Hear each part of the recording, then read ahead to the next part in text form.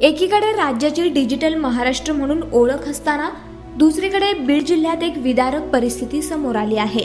वडवणी तालुक्यातील लक्ष्मीपूर ग्रामस्थांना 125 वस्तीवर शेतात आणि गावात जाण्यासाठी तळ्यातून जीवघेणा प्रवास करावा लागतोय।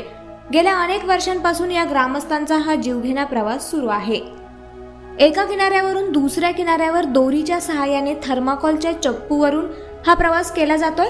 प्रवासादरम्यान चप्पू किंवा दोरीने धोका दिल्यास मोठी दुर्घटना होण्याची शक्यता नाकारता येत नाही। तर 2009 साली त्र्यंबक सवाशे या शेतकऱ्याची 3 शाळकरी मुले याच तलावात बुडून मृत्युमुखी पावले होते। तर तब्बल 12 वर्षांपासूनची रस्त्याची मागणी प्रशासनाकडून पूर्ण होत नाही हे विशेष म्हणावं लागेल। तर प्रशासनाकडून लवकरात लवकर हा रस्ता बनवून देण्यात यावा अशी मागणी येथील नागरिक करत आहेत।